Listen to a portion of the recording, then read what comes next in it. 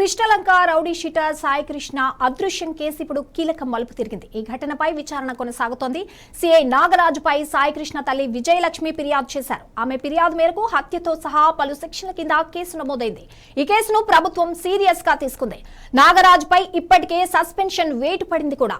మార్కాపురంలో సాయి కృష్ణను కృష్ణలంక పోలీసులు అదుపులోకి తీసుకున్నారు. ఆ తర్వాత అతడు కనిపించకుండా పోయాడని కుటుంబ సభ్యులు ఆరోపిస్తున్నారు. లాకప్ డెత్ జరిగిందని, ఆ తర్వాత మృతదేహాన్ని మాయం చేశారని సాయి కృష్ణ తల్లి విజయలక్ష్మి ఆరోపించారు. ఆమె ఫిర్యాదు మేరకు జూన్ 19న సిఐ నాగరాజుపై హత్యతో సహా ఇతర సెక్షన్ల కింద కేసు నమోదైంది. ఈ కేసును దర్యాప్తు చేసేందుకు రాజమండ్రి ఎస్పీ నరసింహ కిషోర్ ను విచారణాధికారిగా నియమించారు. అంతకుముందు నాగరాజును ఏలూరు ఐజీ సస్పెండ్ చేశారు.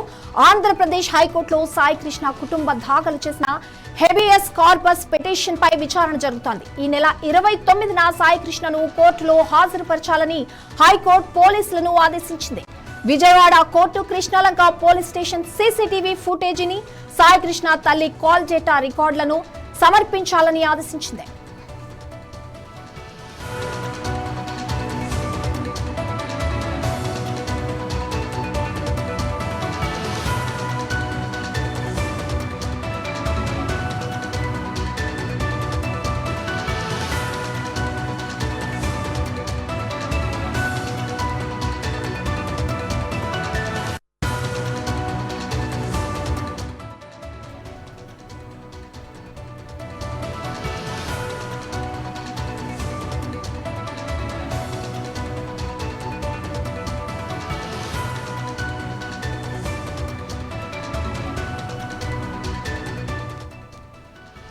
కృష్ణలంక రౌడీ షీటర్ సాయి కృష్ణ అదృశ్యం కేసు ఇప్పుడు కీలక మలుపు తిరిగింది. ఈ ఘటనపై విచారణ కొనసాగుతోంది. సిఐ నాగరాజుపై సాయి కృష్ణ తల్లి విజయలక్ష్మి ఫిర్యాదు చేశారు. ఆమె ఫిర్యాదు మేరకు హత్యతో సహా పలు సెక్షన్ల కింద కేసు నమోదైంది.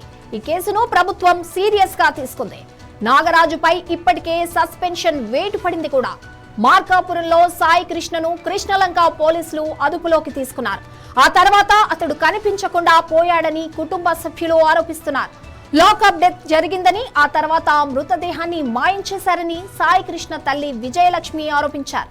ఆమె ఫిర్యాదు మేరకు జూన్ 19న సిఐ నాగరాజుపై హత్యతో సహా ఇతర సెక్షన్ల కింద కేసు నమోదైంది. ఈ కేసును దర్యాప్తు చేసేందుకు రాజమండ్రి ఎస్పీ నరసింహ కిషోర్ ను విచారణాధికారిగా నియమించారు.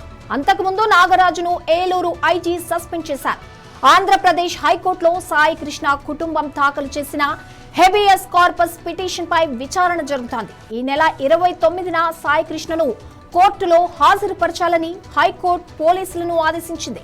Vijayawada court Krishnalanka police station CCTV ఫుటేజీని, సాయి కృష్ణ తల్లి కాల్ డేటా రికార్డులను సమర్పించాలని ఆదేశించింది.